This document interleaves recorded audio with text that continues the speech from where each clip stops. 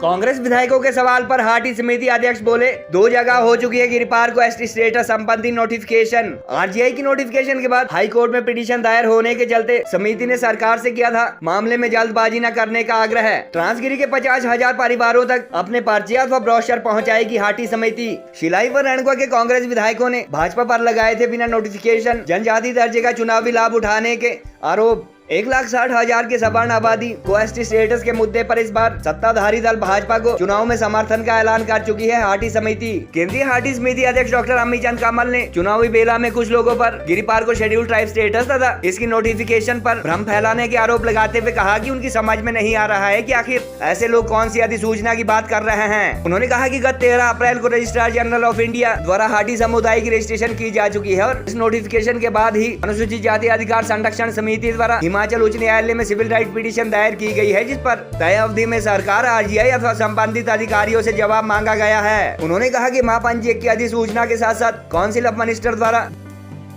गिरिपार को अनुसूचित जनजाति दर्जे संबंधी लिए गए फैसले की नोटिफिकेशन भी जारी हो चुकी है और चुनाव प्रचार के दौरान भ्रम फैलाने के लिए जिस नोटिफिकेशन की बात कुछ लोग कर रहे हैं वह हाटी समिति के आग्रह पर ही चुनाव के दौरान स्टे होने की आशंका व न्यायालय में विचाराधीन मामले को देखते हुए सरकार ने कुछ दिनों के लिए टाल ली है। गौरतलब है कि गिरिपार के अंतर्गत आने वाले शिलाई क्षेत्र के विधायक हर्षवर्धन चौहान के बाद कल रेणुका के विधायक विनय कुमार ने भी संगड़ा में अपने नॉमिनेशन के बाद पत्रकारों द्वारा पूछे जाने पर स्पष्ट शब्दों में कहा था कि आला भाजपा नेता तीसरे चुनाव में गिरिपार को एसटी स्टेटस के जुमले पर क्षेत्रवासियों से फिर से वोट मांग रहे हैं, जबकि इस बारे अधिसूचना जारी होना बाकी है। गौरतलब है कि गत 20 अगस्त को भाजपा के राष्ट्रीय अध्यक्ष जेपी नड्डा तथा 15 अक्टूबर को केंद्रीय गृह मंत्री अमित शाह द्वारा सिरमौर प्रवास के दौरान जल्द गिरिपार को एसटी स्टेटस का भरोसा दिए जाने के बाद से इस मुद्दे पर क्षेत्र में पोलराइजेशन भी हो रहा है और एसटी स्टेटस से लाभान्वित होने वाली राजपूत और ब्राह्मण जैसी आबादी का झुकाव जहां भाजपा की तरफ देखा जा रहा है, वहीं एसटी स्टेटस का विरोध कर रही गिरिपार अनुसूचित जाति अधिकार संरक्षण समिति द्वारा इस मुद्दे को लेकर भाजपा के नेतृत्व वाली प्रदेश व केंद्र सरकार के खिलाफ उपमंडल मुख्यालय शिलाई, संगड़ा व राजगढ़ में महारैलियां भी आयोजित की जा चुकी है। गत सप्ताह अनुसूचित जाति अधिकार संरक्षण समिति के अध्यक्ष अनिल मंगेड़ द्वारा भाजपा के साथ साथ इस विधानसभा चुनाव में एसटी स्टेटस को मूक समर्थन दे रही कांग्रेस के पक्ष में भी वोट न करने की अपील एससी वोटर से की जा चुकी है और चुनाव में किसे समर्थन करना है इस बारे जल्द वह अपना अगला बयान जारी करने की बात कह चुके हैं। डॉक्टर अमित चंद कमल, प्रेसिडेंट केंद्रीय हाटी समिति।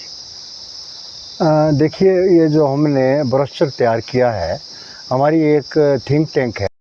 उनसे हमने ये तैयार करवाया है कि क्या क्या फ़ायदे हैं हमारी ग्रामीण जनता को मिलने वाले हैं, कितने फ़ायदे जो है महिलाओं को मिलने हैं, कि हमारे बच्चों को कितने स्कॉलरशिप मिलने हैं और या दूसरी जो सब्सिडी है या लोन है उसको 4% पे मिलने हैं। उसके लगभग 50,000 परिवार जो ट्रांसगिरी के हैं, हर परिवार तक हम ये कॉपी पर पहुंचाने का प्रयास कर रहे हैं। देखिए, जो लोग ये कह रहे हैं ना नोटिफिकेशन नहीं मानते, ये पहले से नोटिफिकेशन की बात कर रहे हैं। Notification registrar general of India ने कर दी है और जो नोटिफिकेशन रजिस्ट्रार जनरल ने की है उसको उसी नोटिफिकेशन उसके बाद जो दलित समुदाय यहाँ का है उसको उन्होंने चुनौती दी है हाई कोर्ट के अंदर, और हाई कोर्ट के अंदर जो रजिस्ट्रार जनरल को भी पार्टी बनाया गया है। तो उसके बाद भी हमारा मामला आगे बढ़ता गया और आगे बढ़ने के बाद ही ये काउंसिल ऑफ मिनिस्टर से हो गया है और माननीय प्रधानमंत्री ने और माननीय गृह मंत्री ने भी अनाउंस किया है और जो काउंसिल ऑफ मिनिस्टर की जो प्रोसीडिंग की नोटिफिकेशन है वो भी हो चुकी है। जिस नोटिफिकेशन की ये बात कर रहे हैं उस नोटिफिकेशन के बारे में हम स्पष्ट कहना चाहते हैं कि माननीय सरकार को भी हमने स्पष्ट रूप से कह दिया है कि वैधानिक प्रक्रिया पूरी होनी चाहिए, क्योंकि बहुत से इसमें किसी भी प्रकार की चूक नहीं रहनी चाहिए कि ऑलरेडी माननीय उच्च न्यायालय के अधीन ये मामला पहले विचाराधीन है और गुजरात और हिमाचल में चुनाव है और अगर